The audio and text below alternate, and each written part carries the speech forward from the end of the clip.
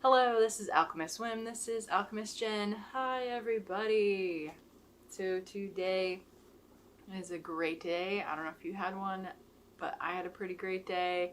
Every day can be a great day, even the ones that are pretty crappy. So, not to say my day was crappy, but it wasn't like super great, but it was good. You know, I'm alive, kicking, still smiling. So, you know, it's all good. Today I kind of want to talk about some fabric-y things.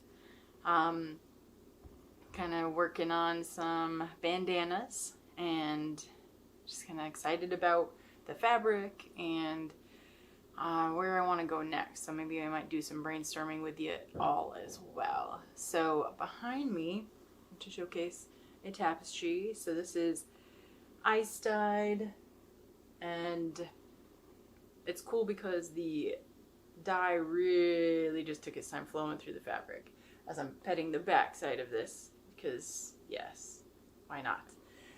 And then I took a nice linoleum block and was able to ink it up.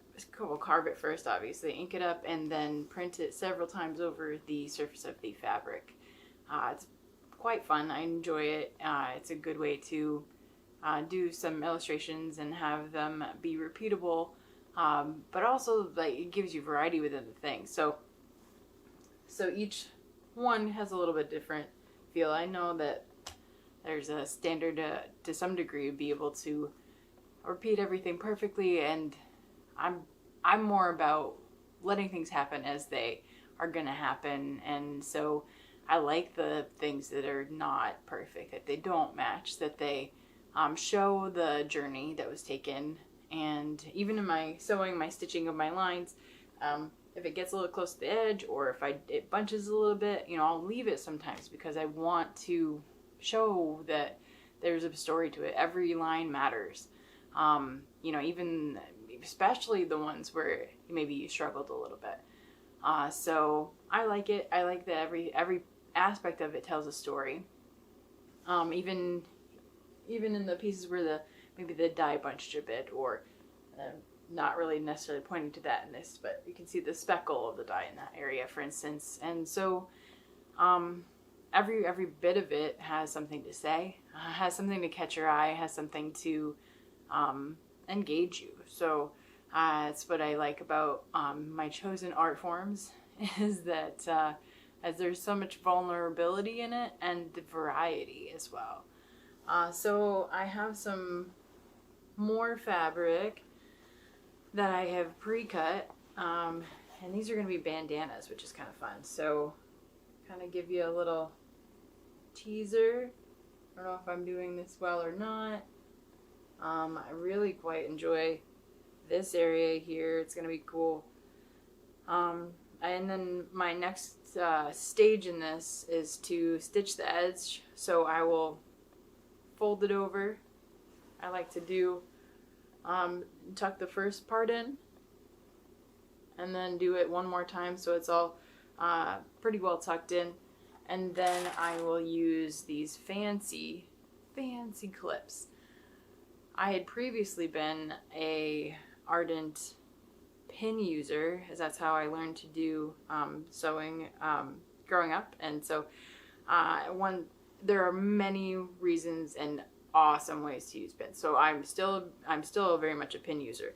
But on the edges, I find that being able to just clip it into place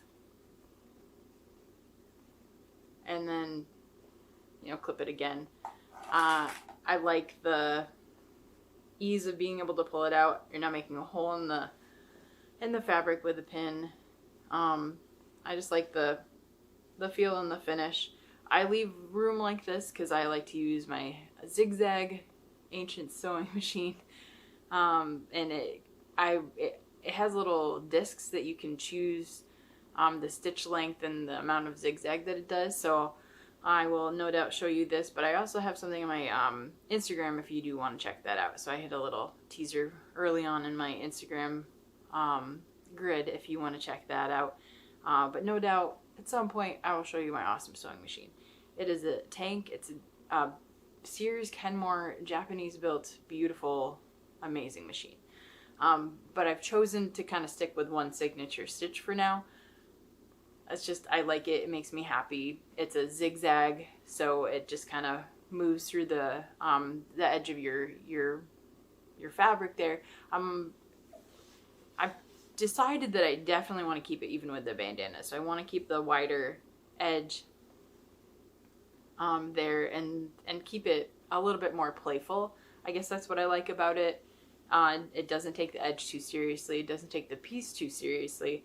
Allows you to have more fun and to engage with it differently. So that's kind of how I'm approaching my fiber arts right now. And no doubt as things evolve or I decide to go in different directions, it'll change. But that's the beauty of growth. That's the beauty of doing what you want to do in the moment, and knowing that things will change, and that's totally cool. Change is healthy. So there's one bandana. I've got 3 that I've cut from the same fabric, so I have a hard time getting to the point of cutting a larger piece of fabric because I love looking at it all together. Like, I like the story. I like stories. I like the story that the whole piece tells about how the dye was applied, how the water and ice pulled the color together. So, or pull it apart, as it were. And I'm bumping into my table here, but that's okay. You can hear it less than I can. And let's see, this side looks good. So this is another piece. I like, even where, you know, the dye didn't fully necessarily go through the fabric, you can see the white as well, and that's appealing. But I'm also seeing that, you know, every side is different. So even within one piece of fabric and then you turn it over, you're gonna have, you know, more subtle differences as well. Little areas that are just quite delightful. So much energy to it, so much, I don't know, emotion even.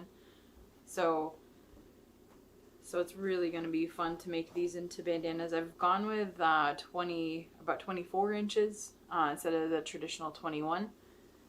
I like it just a little bit bigger. I find it's easier to tie the ends of it if you're going to use it in some sort of fashionable sense. So here is the third piece. That orange and that purple is gorgeous, and then it's kind of like water at the bottom and at the top as well. So almost I don't know, it feels like a sunset. And I think that it's interesting, you're seeing a different thing than I am because I've got the light behind it and you've got the light in front of it.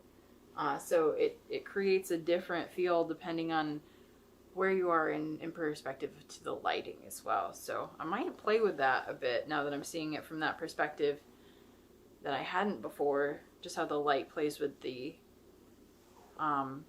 fabric too. So maybe I might work on some lampshades or different things like that too. I'm always open to different ideas. So recently I was like, oh, I should make some bracelets. I've got, you know, fabric I can cut into slips, and then I've got strips, and then that's what I meant to say, strips instead of slips. And then I've got snaps, so that way I can, you know, seal them too. So I can even print on them, make little squiggles or something. So it's really kind of fun, and it really is playful, and it's enjoyable. You can do anything you want. So, so I've got, you know, so triangle here. I just want to showcase some couple ways to wear it before it even has an edge. Yay! So, I mean, obviously cover your face, I guess.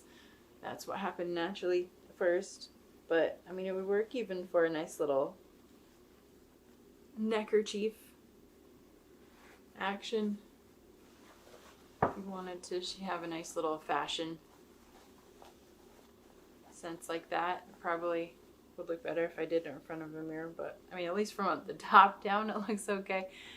So it just kind of an interesting fashion element that you can play with. Obviously you can put it over your head. I say obviously, but you know, you can do whatever you want. That's the nice thing about it.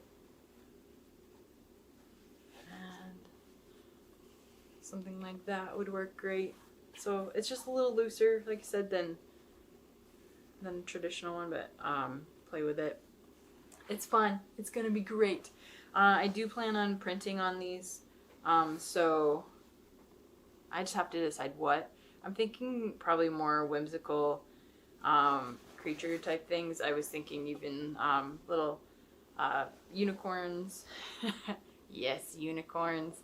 And maybe even Pegasuses or Pegasi, whichever the correct term is, but maybe do the opposite just because it's fun. And so I'm going to play with it, probably make some doodles. I like to do carve out doodles when I do printmaking. Just they're more, I think, just more playful. I keep on using that word this time. I guess I want to play. Maybe I'm reflecting on seriousness of my week and my day, and maybe I just need to play a little bit more. So I think it's part of why I was drawn to going with wonderful, fun fabric today to showcase some different colors and to talk about my plans for my bandanas. These will be going to Little Button Craft in Rochester, New York. So great shop that I will be having some of my wares there. And I can't wait to get them there. I just have to finish them. So that's my plan. So I've got next Sunday I'll be doing the Tina Turner Fiber Festival in Rochester. But then I will also have to go to Rochester again, which is amazing, to go visit Little Button Craft, to be able to bring them some fabric and yarn and goodness. So that's kind of what I have going on for today. No real extra crafty bits today, just talking and touching through fabric, which is always a fun time. So if you've not done that today, we don't have any fabric to touch. I can hook you up. You know how to get a hold of me, right? So just leave a comment or something. And then yeah, so I think that's it for today. I had fun talking about my bandana project, printmaking on tapestries. Yeah, I'm looking forward to doing some different things. So if you have any idea, leave a comment too, what you want to see. I have my shop, so you can check that out too. And, you know, I do custom stuff. So if you want anything, just shout me a line. And I hope you have an amazing day. It's been great, and we'll see where the whim takes us next time. Adios.